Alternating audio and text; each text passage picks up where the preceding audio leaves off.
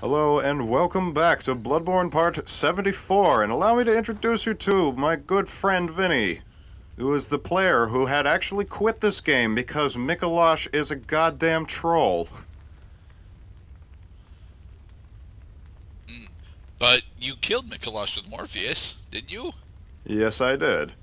So, the only reason, and Vinny's purpose here, is that with his help, and his expertise, and his superlative health, because he has maxed out health at 1900 hit points, he is my only character who has successfully made it to the Great Ehil Chalice, and we are finally, once and for all, going to finish the Chalice Dungeon route in Bloodborne.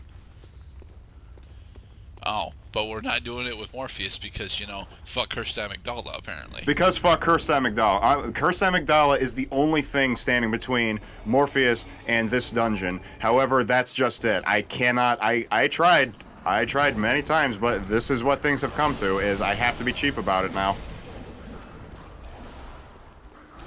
But you're still gathering ritual materials. I'm showing off the sarcophagus, there's the lever. We're in a level 5 dungeon now. That's basically the one thing that we haven't run into yet, is a level 5 dumberian labyrinth.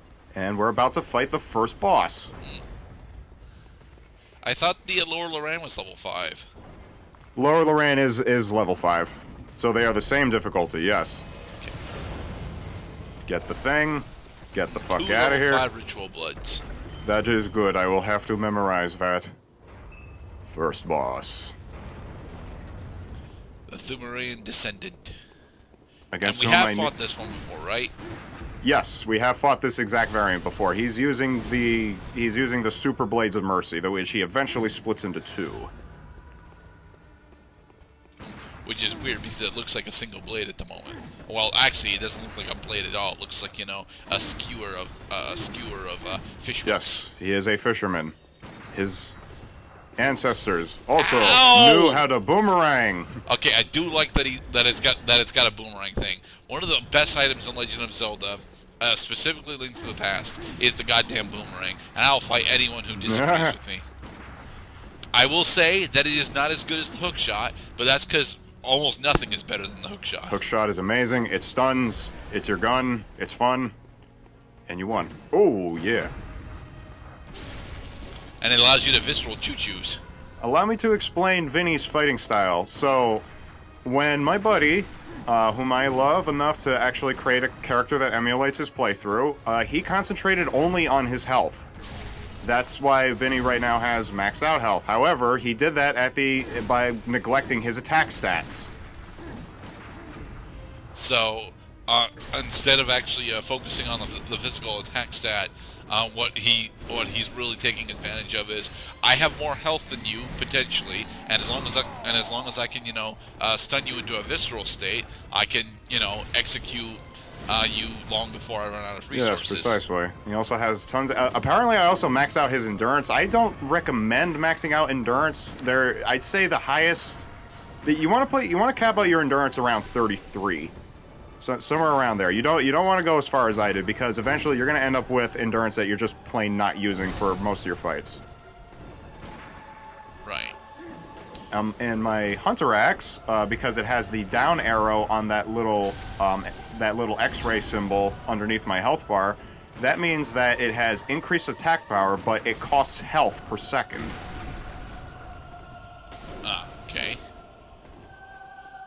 But you didn't spec into physical attack, so why would you have that enchantment? No. My character stats never increase physical attack, but my weapon stats were free to upgrade and stuff. Yeah, but since your character isn't actually running a maximized attack stat, there's no real reason to go for attack enhancements on your weapons either. A level 6 blood gem. And 140,000 blood echoes. Thank you very much. Layer 2. So yeah, which means nothing to Vinny because, you know, at level 205 he doesn't level up anymore. Pretty much, yeah. He pretends that he can level up every once in a while, but he's a phony. Fat man is very fat indeed. You definitely want to keep up with your weapon upgrades. When you're in a level 5 dungeon and your character does not do that much damage, Bosses are going to take a while. Alright, so what weapon is this? Because this is a different weapon than what we've seen. This is the Hunter Axe. This is Gascoigne's weapon of choice, and in my opinion, it can be, as it was for Vinny, your favorite weapon, even though you can start with it. I noticed that it is a significantly long-reaching polearm, allowing you to go for headshots, assuming that you're in the right position on bosses, and that would have made Amygdala significantly easier, honestly. Being able to go for those headshots, like I was mentioning. Yeah, the reach will allow you to hit faraway targets like heads on giants. The size and the centrifugal force that you can get on the axe blade will allow you to more easily stun giant enemies. That's why you with the Hunter Axe you can go toe to toe with the Bloodletting Beast, similar to how you could go against the Abhorrent Beast. This is a very special Bloodletting Beast, though. He is headless. Ah, so he doesn't have a weak point that we can actually exploit. Not yet. At that point, you might want to actually focus on his legs in order to get him into a fake stagger state. Well, so far I've been content to, use my special, use the R2 attack. Don't charge it, because if you take too long to charge it, you can't fire. Right. Although the camera work in this fight, because we're so close, is kind of shit and disorienting. Yeah, this is the they typically take you to this arena. This is the problem with having a third-person game where you're supposed to be right on top of their feet. Camera does not honestly work that well for these kind of encounters. Yeah, I mean, you could see where your character is. The Cleric Beast had the same problem. He's just too goddamn big. He's too big. I can't see him. I mean, I can see him, but I can't see his whole body. Right. So it's difficult to read when specific attacks are coming out, because although his body is on screen, which will allow him to enter into his attack state is actually off screen. So it's difficult to figure out where you need to go. If you need to go forward or to the side, usually you'll end up wanting to go forward, it looks like, because his overhead smash hits someone in front of him. Yeah. He tends to retreat. Oh, he has a weak spot. He has a Las Plagas weak spot now. He tends to retreat after he attacks you. And apparently he has an elephant trunk, and he's going to spew maggots at us. Voy a matar.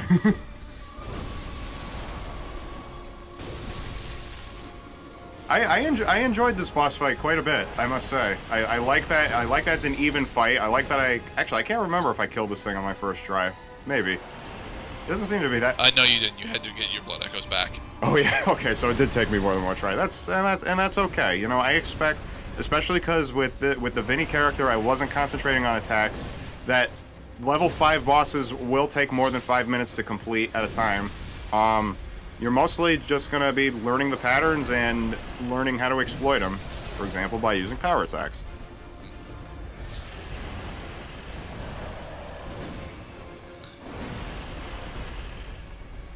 I kind of feel like this is a bonus part that we should have saved for the end of the playthrough, honestly. Well, there are lots of bonuses you could find in this game. This is just one of them, and we haven't even gotten to the best part yet. Watchdog has master.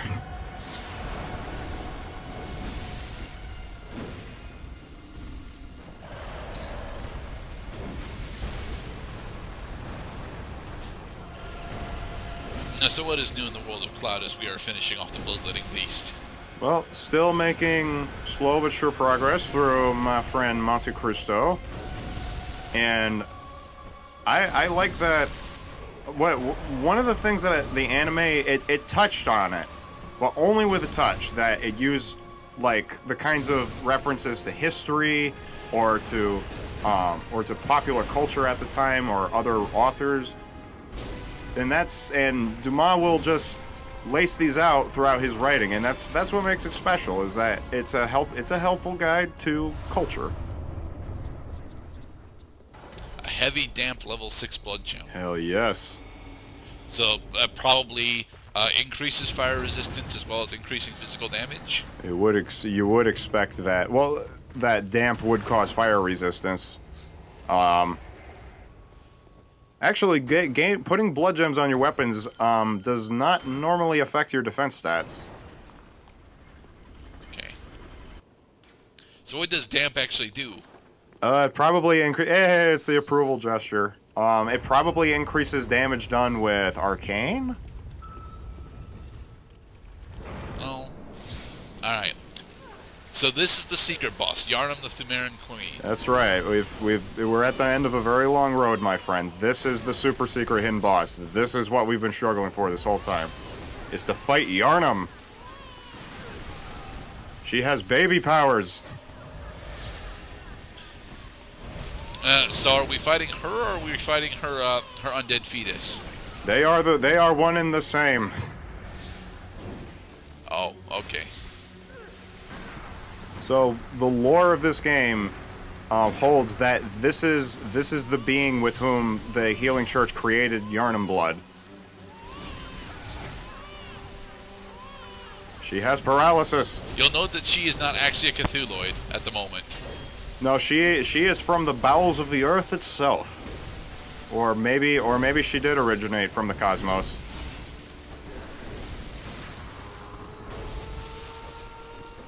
Oh boy, she did a thing. Wail on her. She is walking now. Oh boy. Alright, so this is technically a 3-stage fight. Uh-oh. Yeah, it is. She has dissipated. Oh, she's doing the dicketry. Oh no, she's got Dracula teleportation. Dracula teleportation. She is like a vampire queen. Or countess. She rules the land beneath Darnum. And probably by extension Darnum itself. I mean, for God's sake, the town shares her name. Quite interestingly, your pistol doesn't actually seem to do damage. It just seems to send her into the teleport state. You can visceral her. Yep, just like that. Oleg actually opened her up from behind. That is amazing AI. Can't move. But if you get caught in her teleport trace, she stuns you. Yeah, it's a defense move. So if she might do it while you're hitting her. She's also using the. Oh, she gets summoned blood spears. That's totally. And she does it by stabbing herself.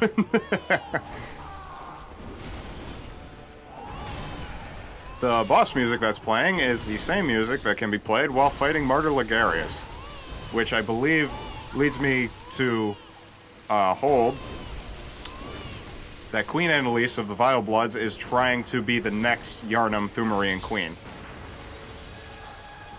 Would make sense, but at the same point, that would mean that she would have to take on the blood of Cthulhuids. Pretty much, yeah. I mean, that's why she has her Vile Blood hunters do it for her. That's not very nice. You stunned my friend. But yeah, all of your quicksilver shots seem to just put her into her teleport state. Yeah, sure. Well, her problem is that she doesn't attack that often. Right. Not to mention, there's a good chance. And a lot of what her attacks are quick spells. So you're supposed to attack the one that doesn't have a veil over her face. Phony. Because the veiled ones are fake. Precisely, yes. And the you're gonna have an easier time if you get rid of the decoys first. Right. Aw, she tried to joust you, and you were in an invincible state getting out of her. I watched enough joust in order to joust myself. Away with you. I love that this. I have not watched enough jousts to know how to joust. I love that this character has both the weight of the weapon and the superlative endurance in order to combo string for a lot of damage in a series. Wow, she can actually summon up to 3 duplicates. Hell yeah! Man. And hence it took me more than one try against this boss. Blood splash. Although, honestly, I know you're slightly over-leveled for this fight. You're like 4 levels higher than you're supposed to be. But this doesn't seem to be all that bad of a fight, honestly. It's lengthy. Lengthier battles are going to give you the hardest time. Yeah, it's lengthy, but she's got like 100,000 HP, and you know, she doesn't hit all that hard, although you have max health. Yeah, and that's just it, is that you'll probably go in with a character that has lots of health, and how do you get health except by accepting the opportunity costs of neglecting your other stats? And Oleg has died. Looks like I'll have to finish this by myself. Nah, don't worry. You only need like 2 or 3 more flurries like that, and you'll be fine. Come on, you heartless wench.